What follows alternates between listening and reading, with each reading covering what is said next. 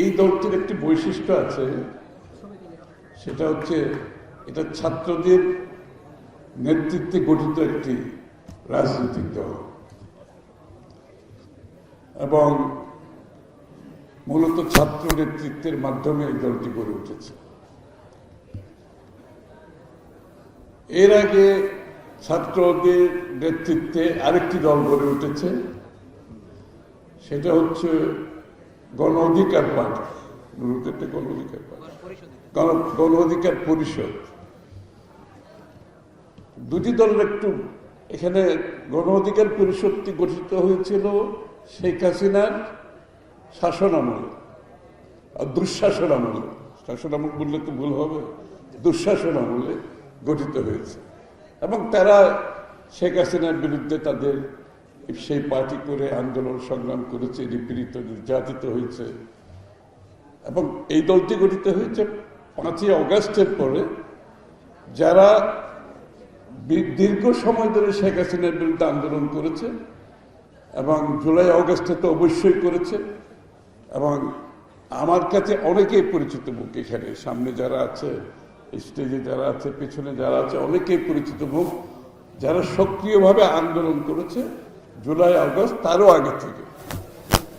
আগে থেকে অনেকে জুলাই আগস্টও করেছে, আবার অনেকে তারও আগে থেকেও করেছে, আবার অনেকে শেখ হাসিনার আমলে পার্টি করে ছাত্রদের নেতৃত্বে দল করে আন্দোলন করেছে।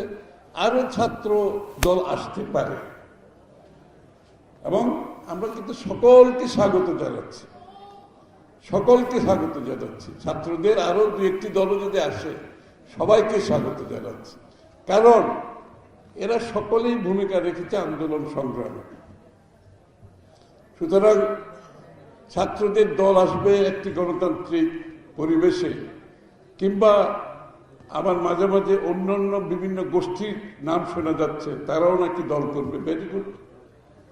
ইংরেজিতে একটা কথা আছে, মোর দ্য মেরিয়ার, যত বেশি হয় তত ভালো। আর গণতন্ত্রে সকলের দল গঠন করার অধিকার আছে।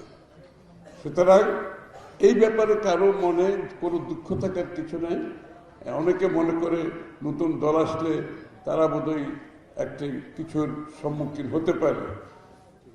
গণতন্ত্রে যারা বিশ্বাস করে তাদের সেই ধরনের কোনো চিন্তা থাকার কোনো কারণ নেই।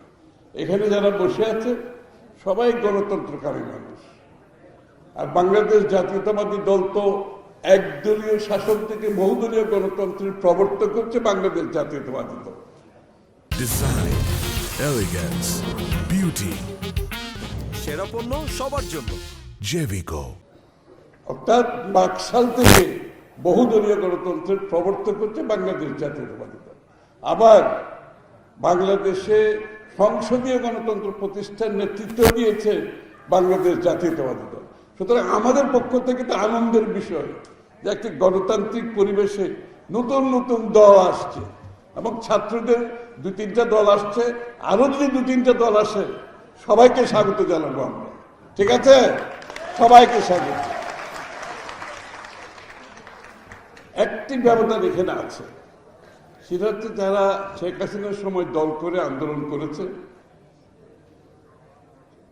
ভীষণভাবে নিপীড়িত হয়েছে, নির্যাতিত হয়েছে এবং শেখ হাসিনার আন্দোলনের জুলাই আগস্টে যারা আন্দোলন করেছে, নিপীড়িত নির্যাতিত হয়েছে, যারা রাজনৈতিক দল গঠন করে গণতান্ত্রিক প্রক্রিয়ায় জনগণের কাছে যেতে চাচ্ছে, তাদের দলের ম্যান্ডেট নেওয়ার জন্য তারা হচ্ছে গণতান্ত্রিক চিন্তা শক্তির মানুষ, তারা হচ্ছে গণতান্ত্রিক মন মানসিকতার দল। অর্থাৎ তারা বিশ্বাস করে তারা দল গঠন, তারা রাজনীতি করবে। সুতরাং তাদেরকে দল গঠন করতে হবে এবং নির্বাচনে অংশগ্রহণ করতে হবে, জনগণের কাছে যেতে হবে, তাদের চিন্তা ভাবনা দর্শনের ম্যান্ডেট দিতে হবে। আবার যদি কেউ মনে করে দল গঠন করে ক্ষমতা দখল করার প্রক্রিয়ার সাথে জড়িত হবে, সেটা কিন্তু গণতন্ত্রের লক্ষণ না। এখানে একটু ব্যবধান আছে, এই জিনিসটা আমাদের কাছে পরিষ্কার থাকা দরকার। দল গঠন করে যদি ক্ষমতা দখলের চিন্তা হয় এবং কি বলে পৃষ্ঠপোষকতার মাধ্যমে যদি ক্ষমতা দখল করার চিন্তা করা হয়, সেটা কিন্তু গণতান্ত্রিক প্রক্রিয়ার মধ্যে পড়ে না, গণতান্ত্রিক মন মানসিকতার মধ্যে পড়ে না। সেই ব্যবধানটুকু আমাদের বুঝতে হবে। সুতরাং আবারও বলছি, আরো দল আসুক, সবাইকে স্বাগত। আর আজকের প্রেক্ষাপটে আমি দুটো কথা বলে শেষ করে দিচ্ছি। সেটা হচ্ছে, বাংলাদেশের মানুষ দীর্ঘ 16 বছর ধরে সংগ্রাম করেছে, যুদ্ধ ত্যাগ করেছে, বস্তুতপক্ষে যুদ্ধ করেছে বললেও চলে 16 বছর ধরে।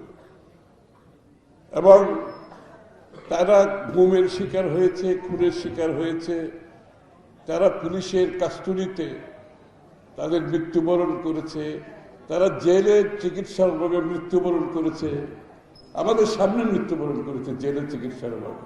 বেগম খালেদা জিয়া নিজের চিকিৎসার অভাবে তাকে চিকিৎসা না দিয়ে মৃত্যুর মুখে ঠেলে দেওয়া হয়েছিল। এবং 60-70 লক্ষ রাজনৈতিক নেতাকর্মী মিথ্যা মামলার শিকার হয়েছে, তাদের এলাকাচ্যুত হয়েছে, বাড়ি থেকে বাইরে পালিয়ে বেড়াতে হয়েছে, ধান খেতে বেড়িবাঁধে জীবনযাপন করেছে, পঙ্গু হয়েছে, অন্ধ হয়েছে। কি জন্য? একটাই বিষয়, সেটা ছিল গণতন্ত্রের সংগ্রাম, বাংলাদেশের মানুষের মালিকানা ফিরে পাওয়ার সংগ্রাম। এবং সেই সংগ্রামে একটি লক্ষ্য ছিল, একটি স্বৈরাচারকে বিদায় করে বাংলাদেশে গণতান্ত্রিক অর্ডার ফিরিয়ে আনবা। অর্থাৎ গণতান্ত্রিক অর্ডার ফিরিয়ে আনার অর্থ হলো, গণতান্ত্রিক অর্ডারের সাথে সাথে বাংলাদেশের মানুষ তার সব অধিকারগুলো ফিরে পায়, তার রাজনৈতিক, সাংবিধানিক, গণতান্ত্রিক অধিকারগুলো ফিরে পাবে। এই সংগ্রামের উদ্দেশ্য ছিল সেটা। এবং সেটা একমাত্র উপায় হচ্ছে গণতান্ত্রিক অর্ডারের মাধ্যমে, একটি নির্বাচিত সরকারের মাধ্যমে বাংলাদেশের মানুষ, জনগণ ভোট দিয়ে তার যে মালিকানা, সে মালিকানার বাহক হচ্ছে একটি নির্বাচন। সুতরাং আজকে বাংলাদেশের মানুষ সেই নির্বাচনের অপেক্ষায় আছে। নির্বাচন হচ্ছে গণতন্ত্রের বাহক। নির্বাচনকে বাদ দিয়ে কোনো গণতন্ত্র হবে না। শেখ হাসিনা নির্বাচনকে বাদ দিয়েছে বলে বাংলাদেশের গণতন্ত্র ধ্বংস হয়েছে, তার মধ্যে একটা দানব সৃষ্টি হয়েছে। আপনি নির্বাচনকে যত দূরে রাখবেন, তত বেশি আপনার মধ্যে শেখ হাসিনা জায়গা করে নেবে, আপনার মধ্যে শেখ হাসিনা জায়গা করে নেবে। সুতরাং সকলের প্রতি আমি অনুরোধ করছি, যারা আজকে দেশ পরিচালনা করছেন, যেভাবেই করছেন, আমরা কিন্তু সবাই মিলে এটাকে একটা ট্রানজিশনাল সরকার হিসেবে দেখছি, এটাকে একটি স্টপ গ্যাপ সরকার হিসেবে দেখছি। এবং তাদের দায়িত্ব হচ্ছে যে স্বৈরাচারের পরে এই সময়টুকুতে একটি গণতান্ত্রিক পরিবেশ সৃষ্টি করে, একটি গণতান্ত্রিকভাবে নির্বাচিত সরকারের হাতে শান্তিপূর্ণভাবে ক্ষমতা হস্তান্তর করে দিয়ে বাংলাদেশে গণতান্ত্রিক অর্ডার স্টাবলিশ করা। এর বাইরে আর কোনো তাদের দায়িত্ব নাই, এর বাইরে তাদের আর কোনো দায়িত্ব নাই। কারণ তাদের সেই ম্যান্ডেট বাংলাদেশের জনগণ কাউকে দেয় নাই সেই ম্যান্ডেট। এখন আপনি আজকে বলবেন এই লাগবে সংস্কার, কালকে এই সংস্কার লাগবে, আবার এই কমিটি সেই কমিটি চলছে, ভালো কথা। আমরাও কিন্তু সহযোগিতা করে যাচ্ছি, আমরা ওদেরকে ডাকলে আমরাও কিন্তু যাচ্ছি, আমাদের মতামত দিচ্ছি। আবার কালকে বলবেন একটা ডিক্লারেশন লাগবে, আবার প্রক্লেমেশন লাগবে, ঠিক আছে, তাও আমরা যাচ্ছি, কথা বলছি। আমরা তো চাই একটা পিসফুল ট্রানজিশন। আবার বলে যে নির্বাচনের আগে স্থানীয় সরকার লাগবে, আবার বলে যে আনুপাতিক হারে ভোট দিতে হবে। কি মুশকিলের কথা! মানে এইসব ম্যান্ডেট তাদেরকে দিল কে? এই সমস্ত কথা আসে কোত্থেকে আসে? তাদেরকে এই ম্যান্ডেট কে দিয়েছে?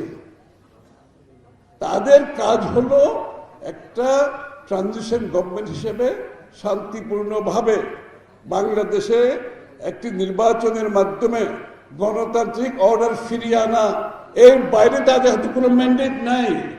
ম্যান্ডেট হচ্ছে জনগণ দেবে আগামী নির্বাচনে কি কি সংস্কার হবে, কি কি পরিবর্তন হবে, বাংলাদেশের আগামী দিনের যে